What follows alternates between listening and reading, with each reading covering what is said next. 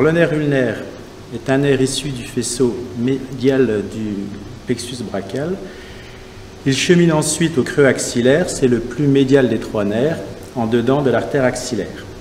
Il descend ensuite le long du sillon bicipital, c'est-à-dire qu'il est dans la loge brachiale antérieure.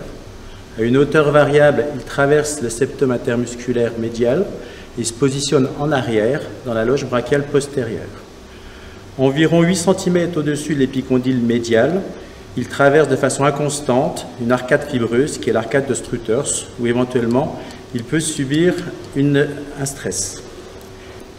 Le nerf ulnaire chemine au coude en situation postéromédiale dans un tunnel ostéofibreux, le tunnel cubital, source potentielle de conflit. Il se présente ensuite au tiers proximal de l'avant-bras, entre les deux chefs du fléchisseur ulnaire du carpe. Il va donner deux branches motrices, l'une pour le fléchisseur ulnaire du carpe, l'autre pour le fléchisseur profond des doigts. Il descend ensuite entre fléchisseur ulnaire du carpe et fléchisseur profond des doigts.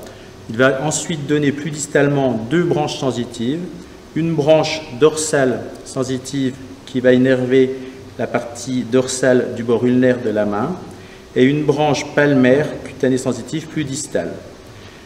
On le retrouve ensuite dans la loge de Guyon, au versant médial du poignet, où il se divise ensuite en deux branches, une branche motrice qui va innerver la plupart des muscles de la main et une branche sensitive palmaire qui va innerver le 5e doigt et la face médiale du 4e doigt.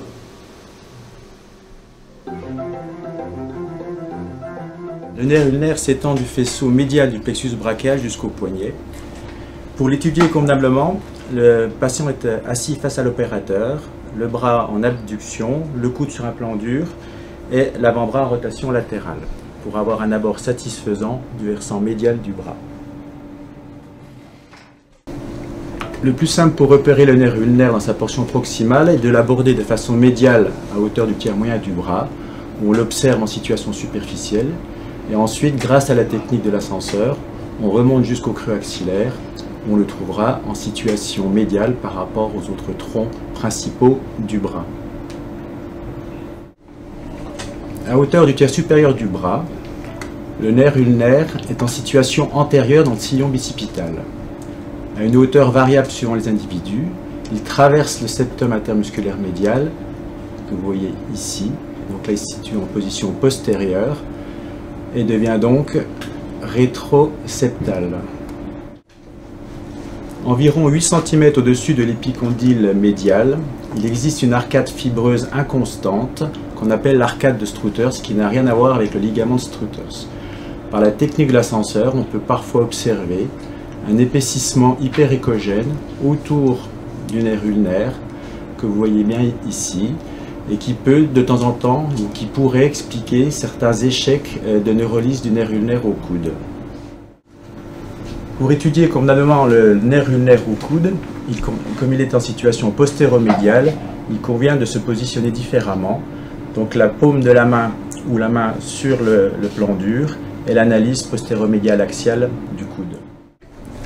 À hauteur du coude, le nerf ulnaire chemine en situation postéromédiale dans un tunnel ostéofibreux recouvert d'un rétinaculum, le tunnel cubital, qui est un site de souffrance fréquent du nerf ulnaire au coude, qui est le deuxième syndrome canalaire au membre supérieur après le syndrome du canal carpien.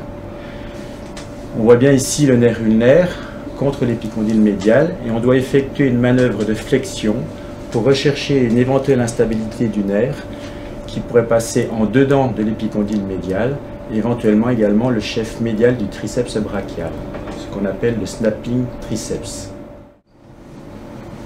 Le nerf ulnaire chemine ensuite à l'avant-bras, entre les deux chefs du fléchisseur ulnaire du carpe et au contact du fléchisseur profond des doigts.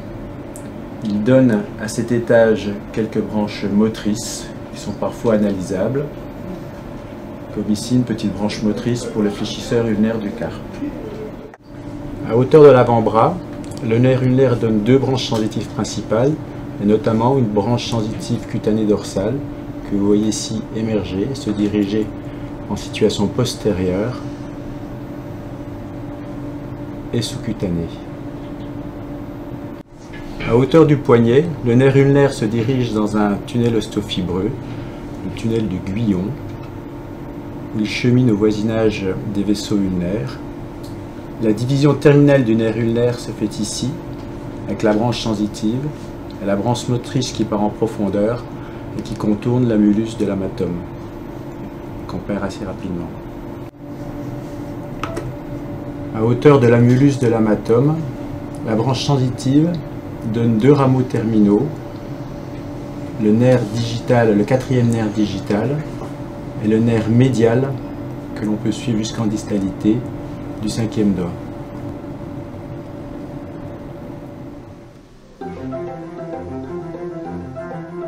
La traversée du septum intermusculaire médial est un site classique mais rare de souffrance du nerf ulnaire au bras. Ici vous voyez un volumineux nerf ulnaire qui traverse laborieusement le septum intermusculaire médial et qui reste épaissi en aval. Vous voyez en remontant également cet aspect hypoécogène et épaissi. Le syndrome du tunnel cubital est le deuxième en fréquence au membre supérieur et vous voyez ici un nerf ulnaire très épaissi, arrondi en section, ayant perdu sa structure fasciculaire et qui reprend ensuite sa surface normale. La souffrance du nerf ulnaire dans la loge de Guyon doit faire rechercher un syndrome de masse. Vous voyez ici sur cette vue axiale une structure hyperécogène assez mal limitée au contact des vaisseaux et du nerf ulnaire. Sur la coupe sagittale, vous voyez bien cette structure hyperécogène oblongue qui soulève le nerf ulnaire et qui correspond à un lipome compressif.